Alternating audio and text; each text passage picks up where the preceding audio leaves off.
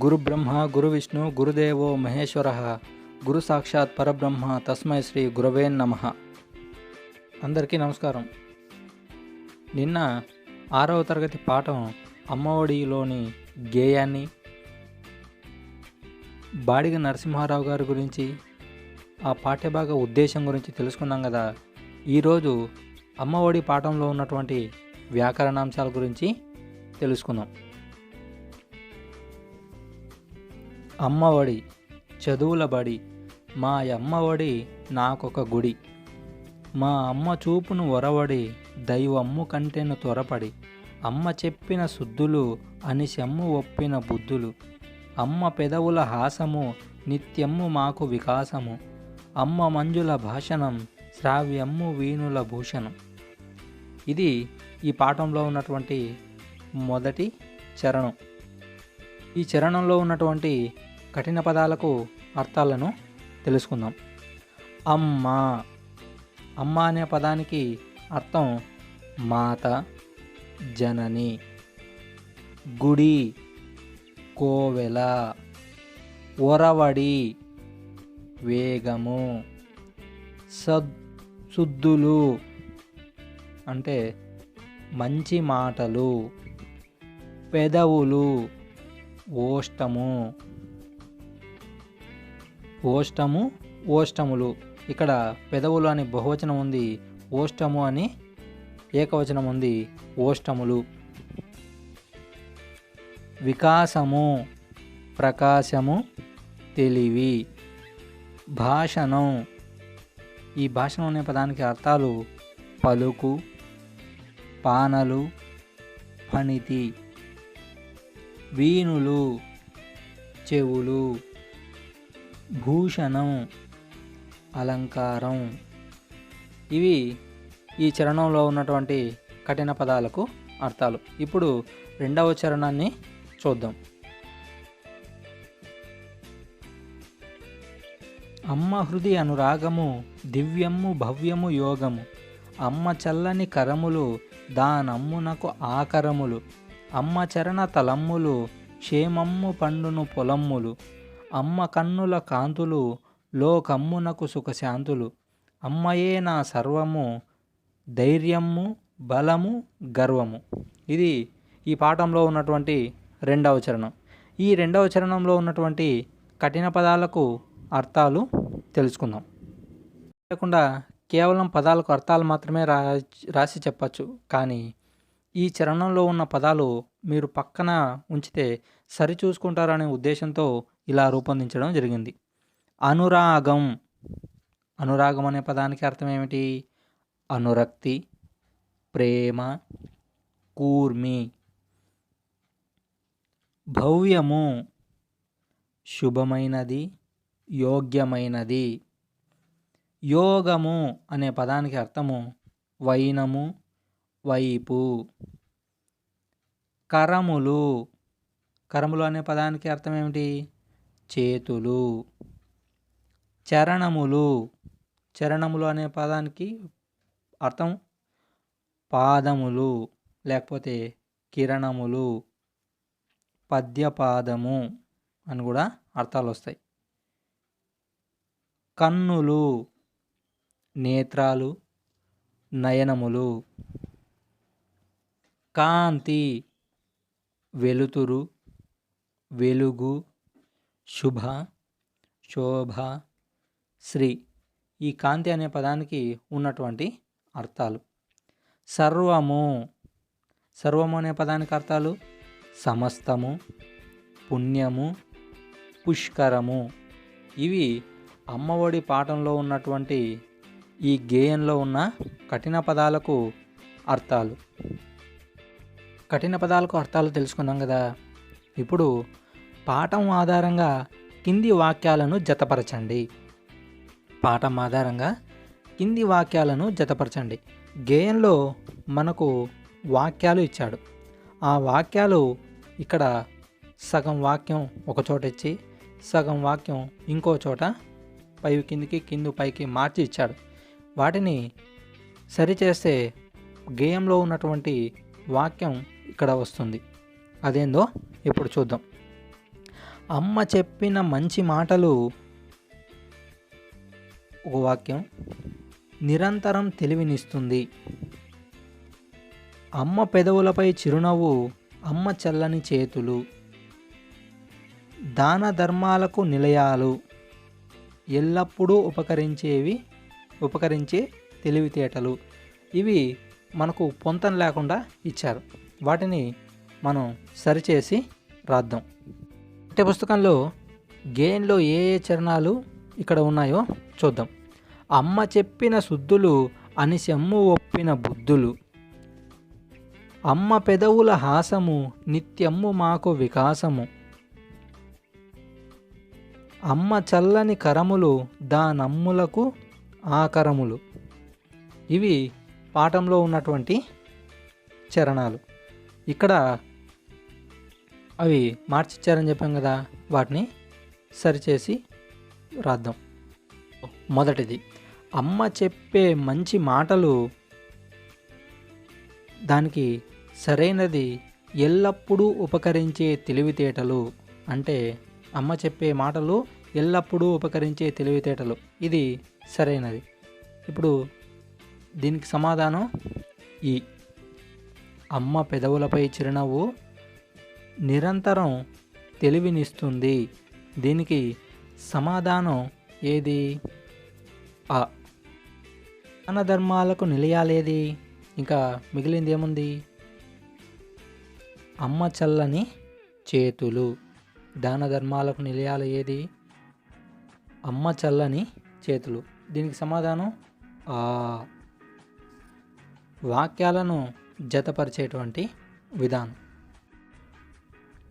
రెండవ రోమన్, కింది కవిత చదవండి, ప్రశ్నలకు జవాబులు రాయండి.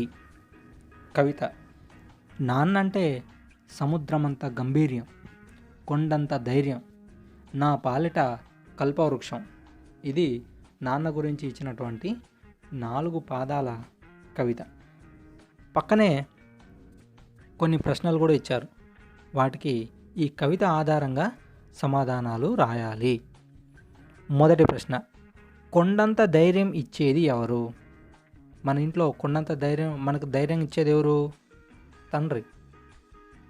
రెండవ ప్రశ్న, నాన్న గంభీర్యం ఎలా ఉంటుంది? నాన్నగారి గంభీర్యం సముద్రం వలె ఉంటుంది. నాన్నగారి గంభీర్యం ఎలా ఉంటుంది? నాన్నగారి గంభీర్యం సముద్రం వలె ఉంటుంది. మూడవ ప్రశ్న, కల్పవృక్షంతో నాన్నను ఎందుకు పోల్చారు? పూర్వం ఈ కల్పవృక్షం ఎవరైనా సత్పురుషులు, ఏదైనా సత్పురుషులనే కాదు, ఎవరైనా ఏదైనా కోరని లేదనకుండా ఇచ్చేది కల్పవృక్షం అని పెద్దలు చెప్తారు. అలాగే మనకు ఏదైనా కోరుకుంటే లేదనకుండా మనకు తెచ్చి ఇస్తాడు. కనుక నాన్నను కల్పవృక్షంతో పోల్చారు. మనం ఏదైనా కోరుకుంటే లేదనుకున్నా మనకు ఇస్తాడు. కనుక నాన్నను కల్పవృక్షంతో పోల్చారు. నాలుగవ ప్రశ్న, ఈ కవితకు తగిన శీర్షిక రాయండి. శీర్షిక అంటే ఇప్పుడు మనకు అమ్మఒడి పాఠం ఉంది కదా, ఇది పాఠం పేరు. ఈ కవితకు ఒక చిన్న శీర్షిక రాయమంటే నాకు తోచిన శీర్షిక నాన్నని. మీకు ఈ కవితలో ఇంకేదైనా తగినది అనిపిస్తే అది కూడా పెట్టవచ్చు. ఇది కవితను ఆధారంగా ఇచ్చిన ప్రశ్నలకు సమాధానాలు రాసేటువంటి విధానం. ఇప్పుడు పాఠం వెనకాల ఉన్నటువంటి భాషాంశాలను గురించి తెలుసుకుందాం. అందులో మొదటిది, కింది పదాలు చదవండి, రాయండి. పదాలలోని అక్షరాలను వర్ణమాలలో 0 చుట్టండి, గుర్తించండి. ఇప్పుడు మనం వర్ణమాల మొదటగా చూద్దాం. అ, ఆ, ఇ, ఈ, ఉ, ఊ, రు, రు, ఏ, ఏ, ఐ, ఓ, ఓ, ఔ, అం, అహ. ఇక్కడ వరకు చెప్పుకున్నాం కదా. వీటిని అచ్చులు అంటారు. వీటిని ఏమంటారు? అచ్చులు అంటారు. సున్నా విసర్గ దీనిలో చెప్పుకున్నాం. కానీ సున్నా, అరసున్నా, విసర్గ అనేటివి ఉభయ అక్షరాలు. అచ్చుల వరకు చెప్పాలంటే అవు వరకు మాత్రమే అచ్చులు.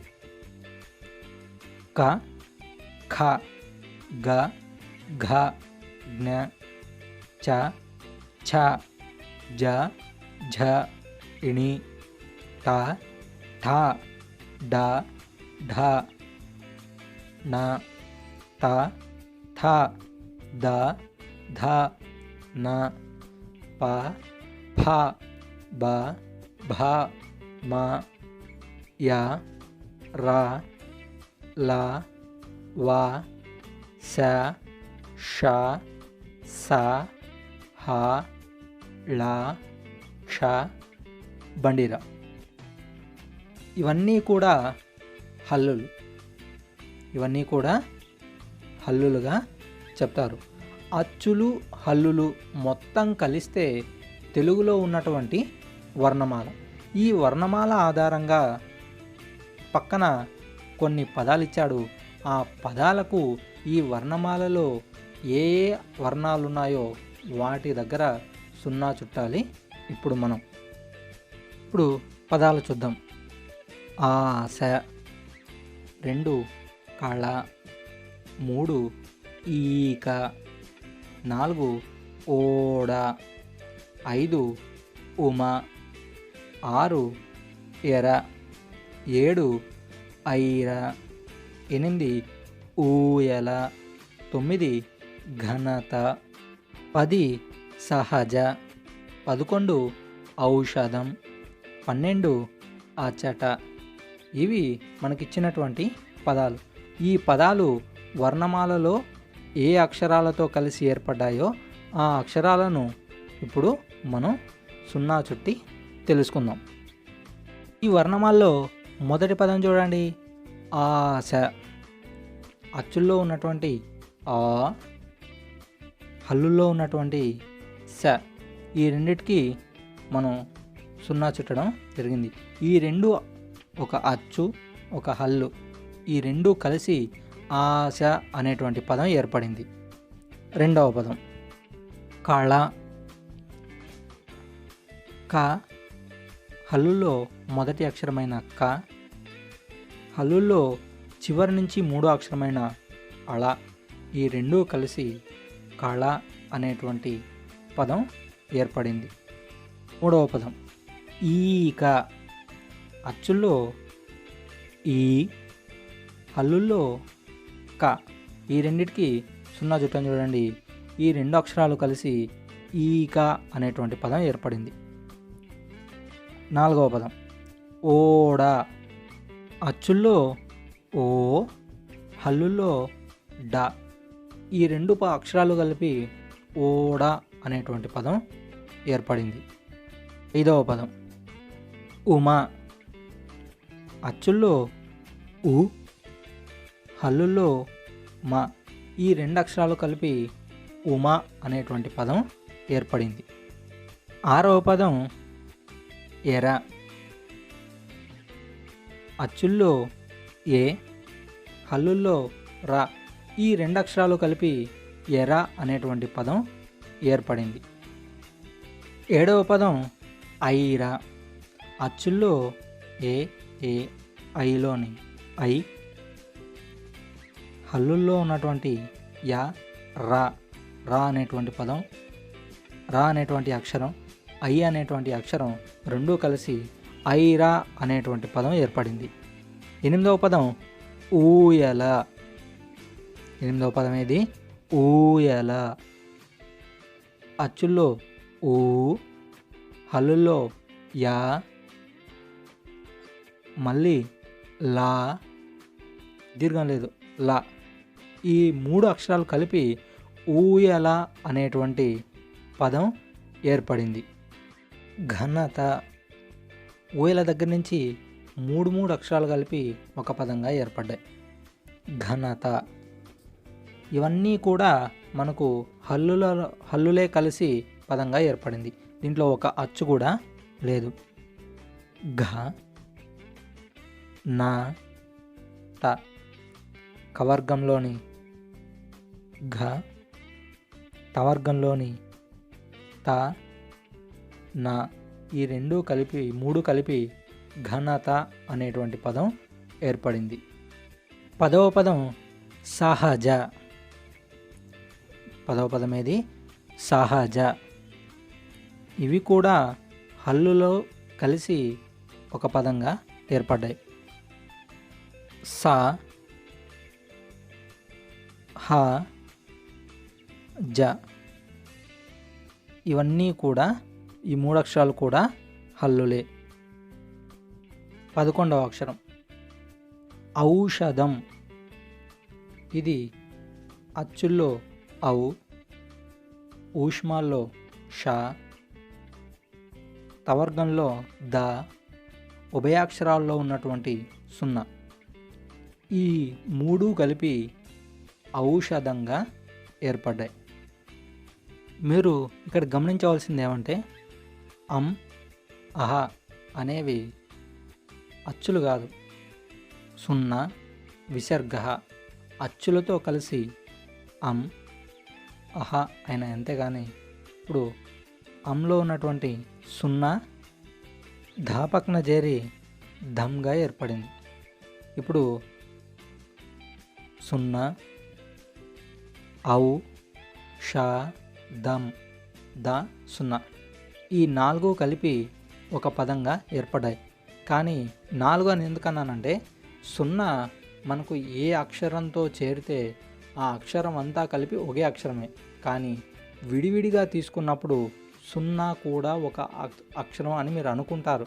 అందుకోసమనే మీకు 4 అని చెప్పాను. కానీ సున్నా ఎప్పటికీ అక్షరం కాదు. ఏ అక్షరం పక్కన చేరితే ఆ అక్షరంతో కలిపి అది ఒకే అక్షరంగా మారుతుంది. 12వ పదం అచట. ఇక్కడ అచ్చుల్లో ఆ, చవర్గంలో చ, టవర్గంలో ట ఈ 3 అక్షరాలు కలిపి అచట అనేటువంటి పదం ఏర్పడింది. 2వ రోమన్ క్రింది వాటిలో సరైన అక్షరాలను ఖాళీలో ఉంచి పదాలు రాయండి. కింది వాటిలో సరైన అక్షరాలను ఖాళీలో ఉంచి పదాలు రాయండి. ఇక్కడ మనకు ఫిల్ ఇన్ ది బ్లాంక్స్ ఇచ్చాడు. కొన్ని అక్షరాలు కూడా మనకి ఇచ్చాడు. ఆ అక్షరాలను ఈ ఖాళీలో మనం రాయాలి. మొదటిది లపం అని ఇచ్చాడు. రెండవది కం పక్కన సున్నా ఇచ్చాడు. కానీ టైప్ చేయడంలో సున్నా ఒకటే రానందున కంతో వదిలేశా. మూడవది రక. నాలుగవది ఆ ఖాళీ ర నం. ఐదవది ప ఖాళీ కం. ఆరవది ఇం ఖాళీ నం. ఏడవది తకం. ఎనిమిదవది స ఖాళీ లం. తొమ్మిదవది సం ఖాళీ. పదవది ఖాళీ మరుకం. కింద మనకు ఆ బ శ ఠ భ ధ ఢ థ క ఈ అక్షరాలు ఇచ్చాడు. ఈ అక్షరాలను మనం ఆ ఖాళీలో కనుక పెడితే మనకు అర్థవంతమైన పదం వస్తుంది. ఏ ఖాళీలో ఏ అక్షరం పెట్టాలో ఇప్పుడు చూసి పూరిద్దాం. మొదటి దానికి లపం, అక్కడ బా పెడితే బలపం అయింది, అంటే స్లేట్ పెన్సిల్. రెండవది కం అని ఉంది, దానికి టౌన్ చేరిస్తే కంఠం అవుతుంది. మూడవది రక అని ఉంది కదా, దానికి ఆ అనేటువంటి అక్షరం కన్నా చేరిస్తే అరక అవుతుంది. నాలుగవది ఆ రణం ఉంది, అక్కడ బాగా చేరిస్తే ఆభరణం అంటే నగ. ఐదవది ప కం, అక్కడ థ అని చేరిస్తే పాతాఖం అవుతుంది. ఆరవది ఇం కాలి నమ్ అని ఉంది కదా, ధా పెడితే ఇంధనం అవుతుంది. 7వ పదం దగ్గర కాలిచ్చి తక్కమని పెట్టాడు కదా, అక్కడ శా పెడితే శతకం అవుతుంది. శతకం అంటే ఎంత? 100. 8వది సా కాలి లం ఇచ్చాడు కదా, అక్కడ ఫా పెడితే సఫలం అవుతుంది. 9వది శామ్ కాలి 0 ఇచ్చాడు, అక్కడ ఒత్తు ఖా పెడితే శంఖం అవుతుంది. 10 కాలి ఇచ్చి మరుకం అని ఇచ్చాడు, అక్కడ ఢా పెడితే ఢమరుకం అవుతుంది. అంటే శివుడు వాయించేది ఢమరుకం. ఇప్పుడు నాగార్జున అది ఢమరుకం సినిమా కూడా వచ్చింది, అది ఢమరుకం. ఈ పాఠంలో ఉన్నటువంటి అవగాహన ప్రతిస్పందనలో వాక్యాలను జతపరచడం, కవిత ఇచ్చిన కవితకి ప్రశ్నలకు జవాబులు రాశాము, అచ్చుల్లో నుంచి పదాలు వెతికి వాటి దగ్గర 0 జుట్టాం, సరైన అక్షరాలను ఖాళీలో పూరించి పదాలను కూడా తయారు చేసాం. ఈరోజు మనం చెప్పుకున్నవన్నీ మీకు బాగా అర్థమయ్యాయి అనుకుంటున్నా. రేపటి భాగంలో ఇంకొన్ని భాషాంశాలు ఉన్నాయి, అవి పూర్తి చేసుకుందాం. నేను చెప్పింది కన్నా మీకు బాగా అర్థమైంది అయినట్లయితే మా ఛానల్ను లైక్ చేయడం, షేర్ చేయడం, సబ్స్క్రైబ్ చేయడం మాత్రం మర్చిపోవద్దు. సెలవు.